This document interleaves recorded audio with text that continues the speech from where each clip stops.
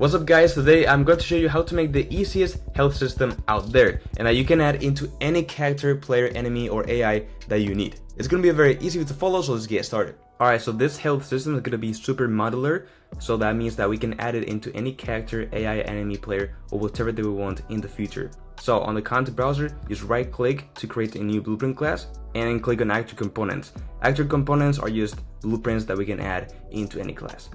Name it BPC_health and open it up. Alright, perfect. So now let's go ahead and create a new function over here and let's call this something as increase health. And then let's have another one which is decrease health.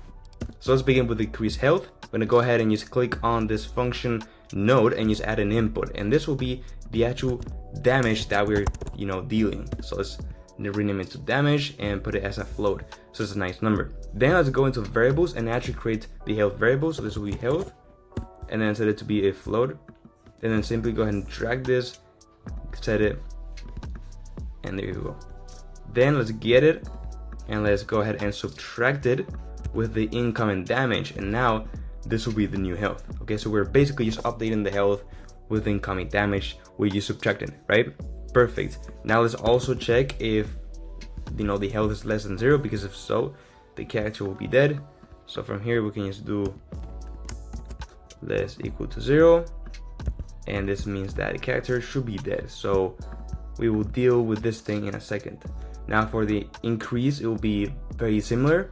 So I will get the health, but instead of subtracting it, we will add it. And again, we need a parameter, so a shortcut to create the parameter is just to drag it over here, and then we can just rename it to the amount, for example, right?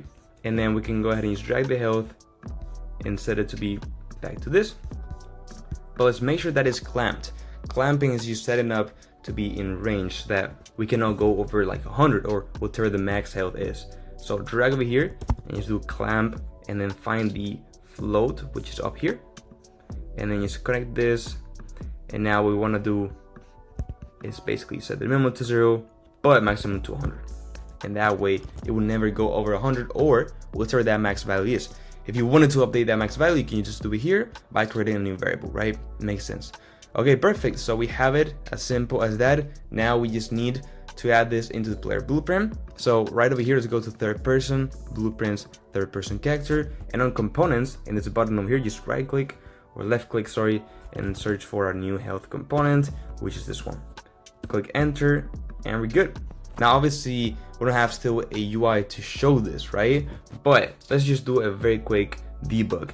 Let's go over here and you zoom in right a bit, and let's do like when I press the 1 key, right, I will basically subtract health. So what we need to do is just get the health component and do the decrease health function that we just created, and then I can just set this damage to be like 5, and that's it.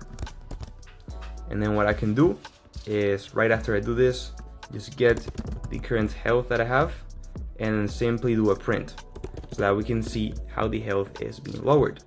Okay, so now if I press play, we're here, I press 1, as you can see, get -5, -10, -15, it's decreasing every time.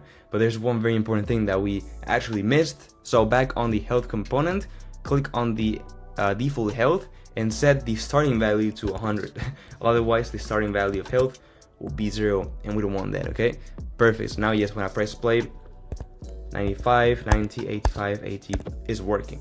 Good. So now we only need a progress bar. It's gonna show this UI better. So right over here in the content browser, right click, go into user interface and create a widget blueprint. Then select user widget, name it WB_health and open this up.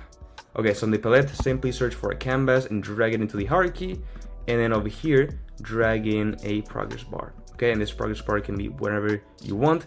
Let's for example put it on the top left corner. So I'm gonna go ahead and just put the anchor here, and then I'm gonna just put it up. Okay, so make sure the anchor is on the top left so that when you adjust the screen, the progress bar is perfectly good.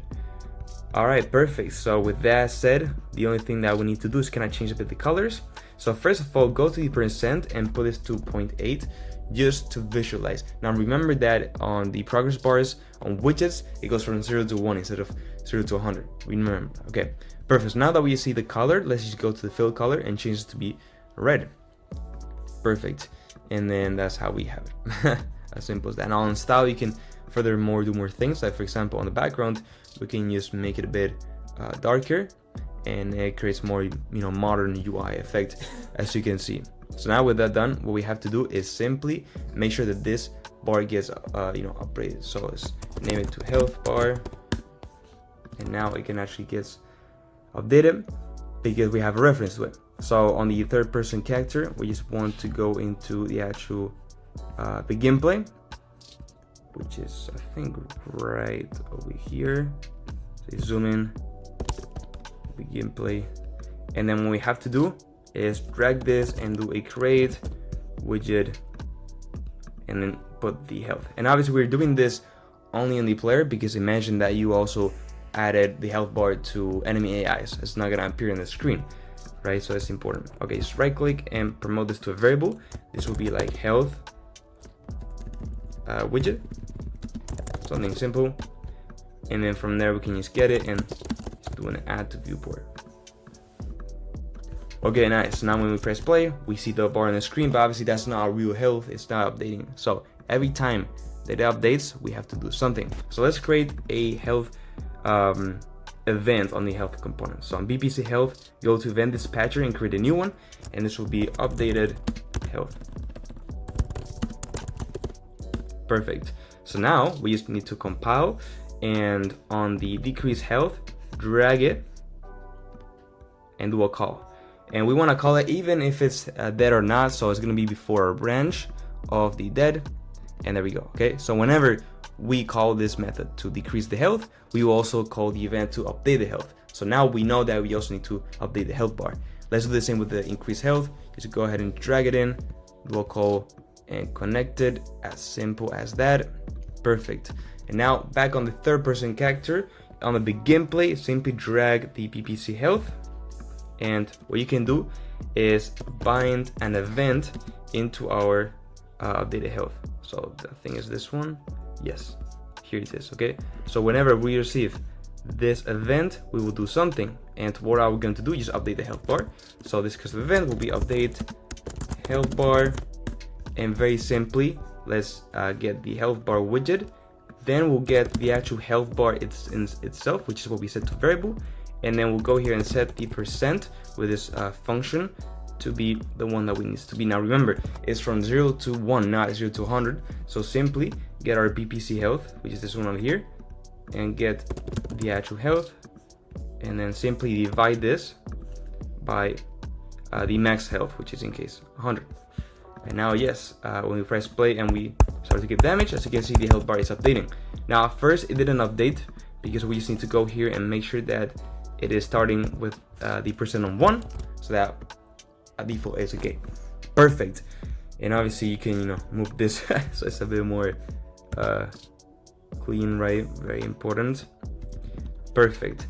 Now last but not least, let's do another event when the player dies. So back on the health, simply go to decrease health, and right after the branch of is health lower or equal to 0, let's create a new event dispatcher. This will be dead, drag it, call, and this will be on true. So whenever the character dies, we will call this event. And now back over here, we can just copy this BPC health reference and do another bind event to dead. So now when the player actually dies, we can do like a ragdoll. So I can drag this from a custom event and do a dead or something, or die, and then just get the mesh and do a set simulate sequence physics, sorry.